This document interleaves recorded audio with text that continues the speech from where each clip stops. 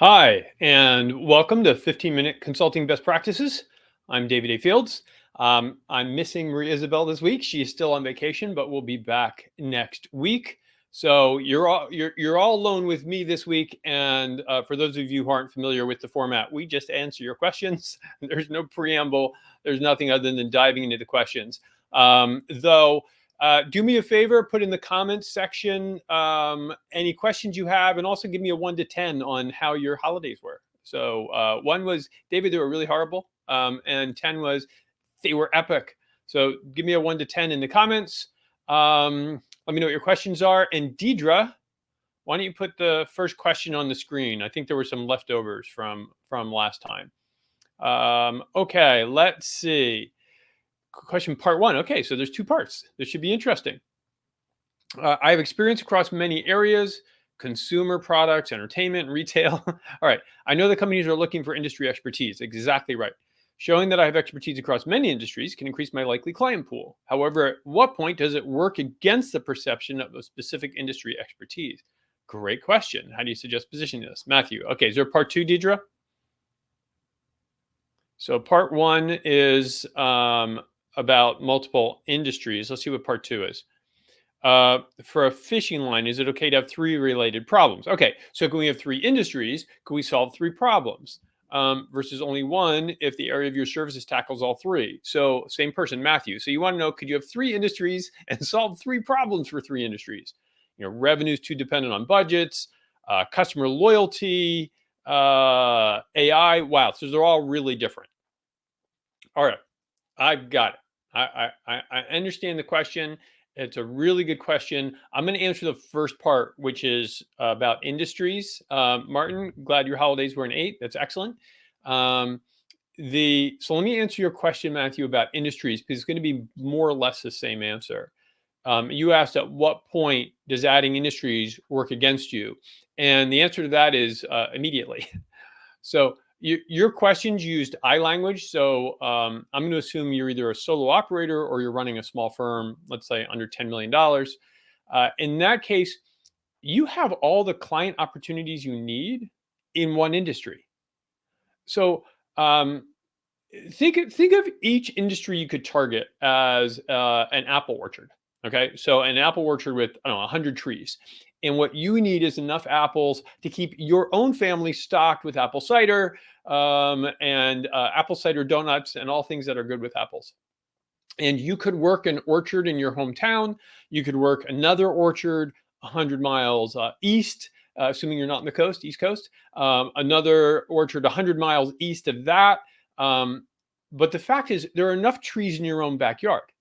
And trying to work the other orchards too won't net you more apples. It just massively increases the work it takes for you to harvest and what you need. And it decreases the likelihood you'll actually be at any one orchard at the best day to pick that particular orchard's apples. That may not have been the perfect metaphor, but I think you get the idea. You're running a small consulting firm, which means you need maybe 20 clients to have a great year. And so do you really need multiple industries to land 20 clients? In all likelihood, not.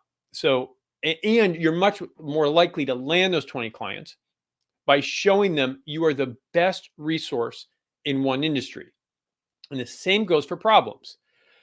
For a small firm, you can land enough business solving one problem. And then maybe little offshoots of that problem, variations of that problem. And we have a client that does works on contracts between California municipalities and the waste management providers. I mean, it's really narrow.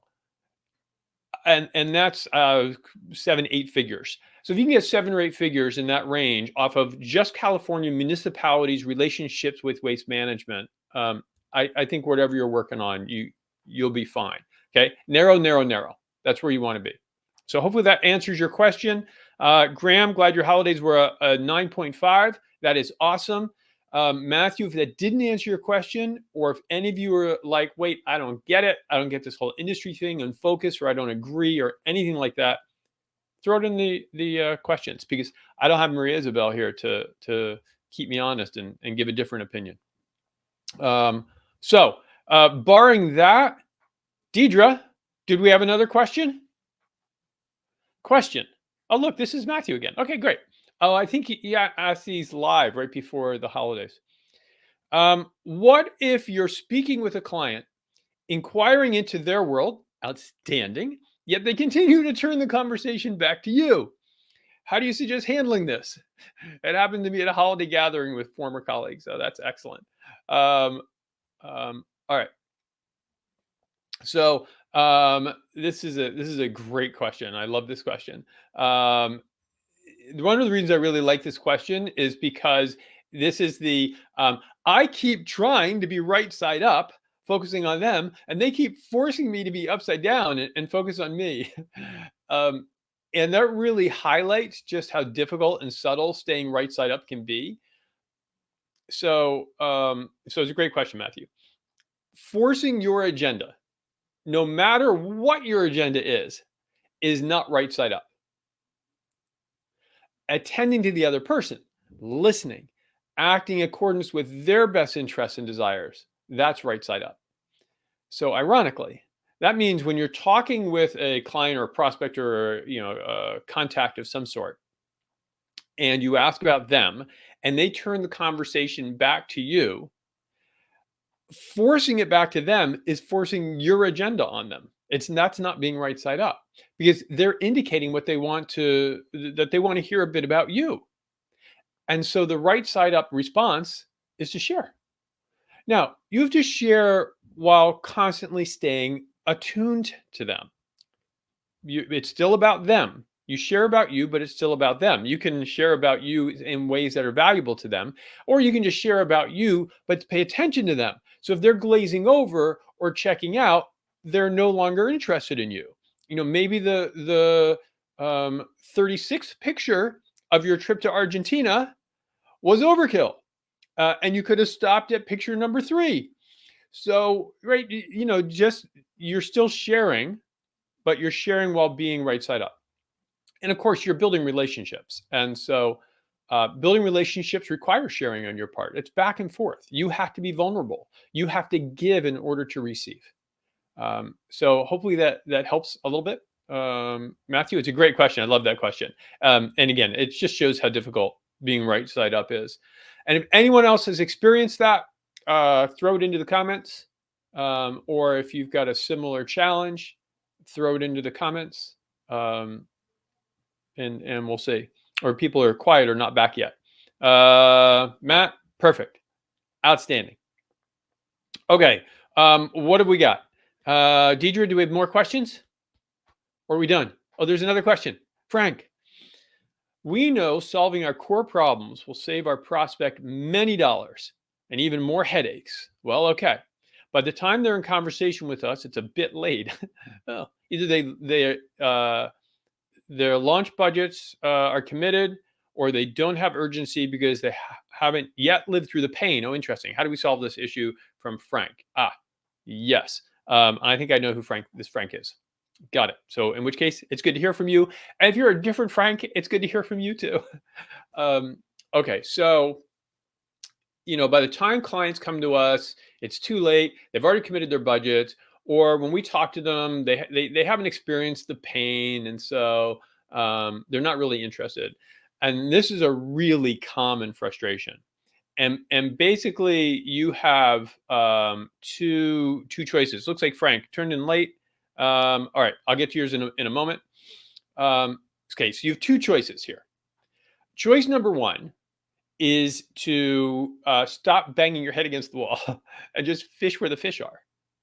And that means spend your time with prospects who believe they have the problem you solve and who want to solve that problem now.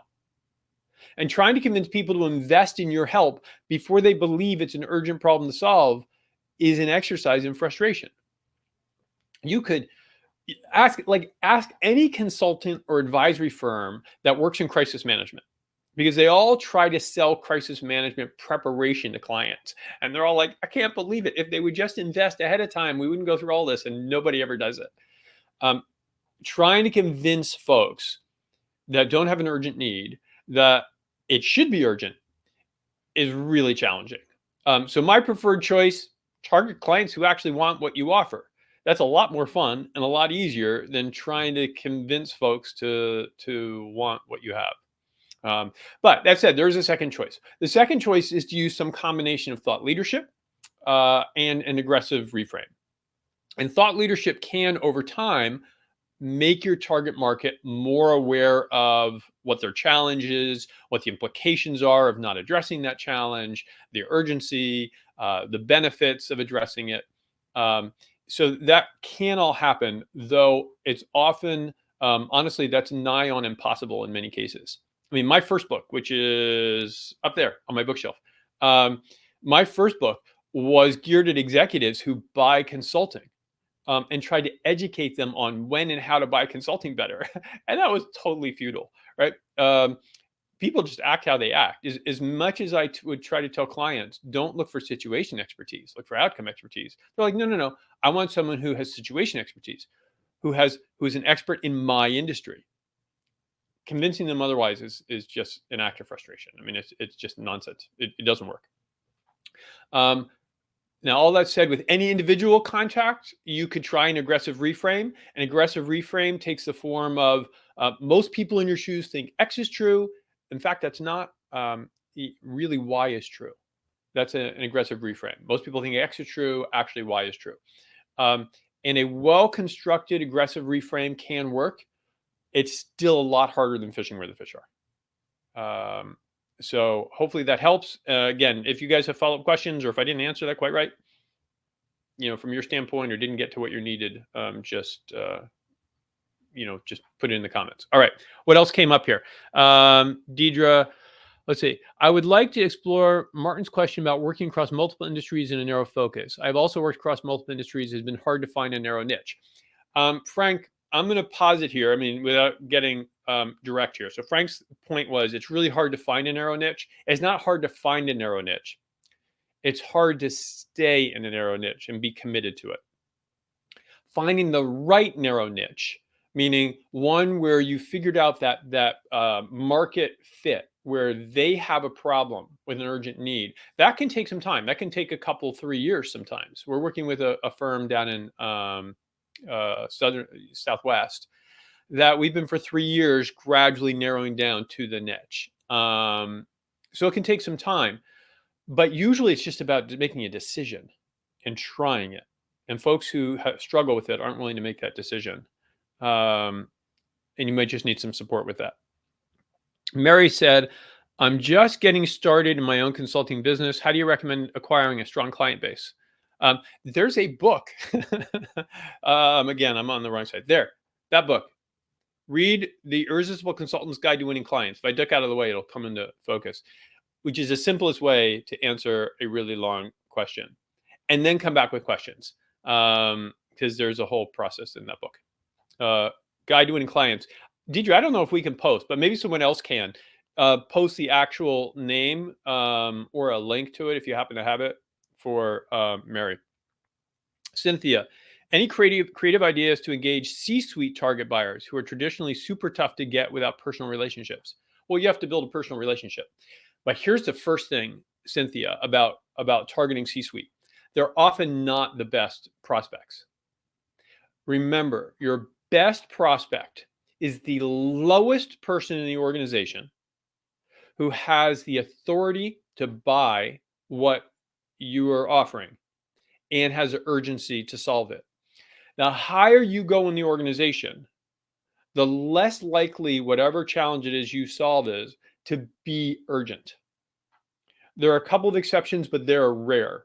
So you really want to be lower in the organization, just high enough to get signing authority. Now, you have to be able to get signing authority for what you sell. So if you're doing a $500,000 project, a lot of the time is C-suite. But then you have to build relationships, and that takes time. All right, and we got more questions coming in.